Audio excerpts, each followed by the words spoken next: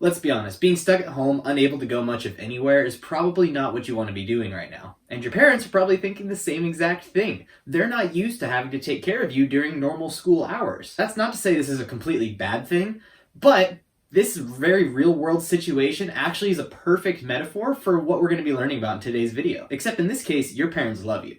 The colonists? Not so much. Let's do a quick recap of what we've learned so far this week. After the French and Indian War, Great Britain ended up getting a lot of new land in the New World from France. At this time, colonists were starting to get a little more independent, and with this newfound independence, they started moving west. And when the Native Americans found out about this, they started fighting back. King George got fed up with all this fighting and said, you know what guys, enough is enough. I'm going to make my proclamation of 1763, and with that decision, he limited where the colonists could live. This move was extremely limiting to the colonists, and they really didn't like it at all. And they started getting annoyed with what the British government was doing. Okay, now we're all caught up. Here's what's happening in this post-proclamation era. With all these wars and fighting, Great Britain has a ton of soldiers just hanging out in the New World now. But don't just take my word for it, let's see what the text says. The British government kept thousands of soldiers in North America after the French and Indian War. Great Britain wanted to protect its colonies and also keep them under closer control. It's safe to assume that in those days, space was very limited. And if you did have space to live, it's either because A, you built it, or B, you had enough money to buy a house. But thousands of extra people? Don't worry, I'm thinking the same thing too. What do you do with all of them? A lack of space aside though, it does make sense why Great Britain would want all of those soldiers there to protect their colonists. I mean, just think about it. Most of the people living there probably didn't have a whole lot of experience in self-defense or how to protect themselves in case another war or fight broke out. So it did seem like a good idea, but the colonists had a few issues with it. Great Britain wanted the colonies to help pay for the protection provided by its troops. In 1765, the British Parliament passed a new law called the Quartering Act. An act is a law. The Quartering Act ordered the colonists to provide quarters, or places to live,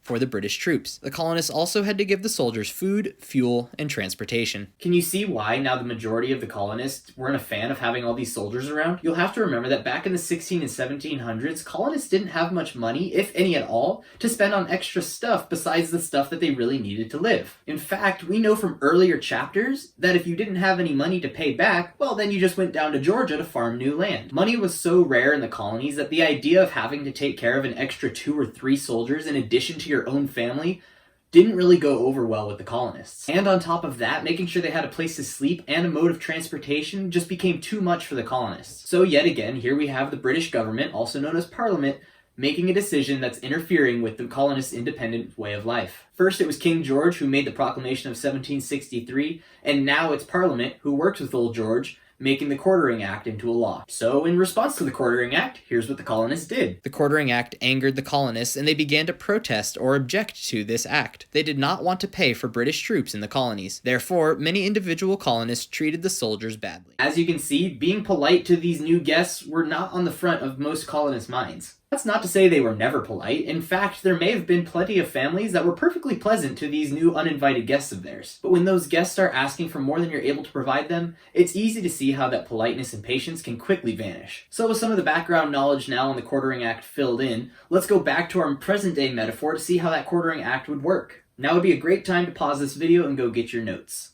Okay, so yesterday we compared the proclamation of 1763 to a principle saying that you can only stay in one spot during recess, and that spot being the basketball court. Now, due to the Quartering Act, the principal is sending yard duties your way to watch over you. Going back to the colonial era, this translates to Great Britain, the principal, leaving the soldiers in the American colonies to protect the colonists. The big bummer in this modern metaphor is this. Students are expected to provide snacks for these yard duties that are watching you. That doesn't even seem close to being fair, especially if you're the one that bought those snacks. And who did you buy those snacks from?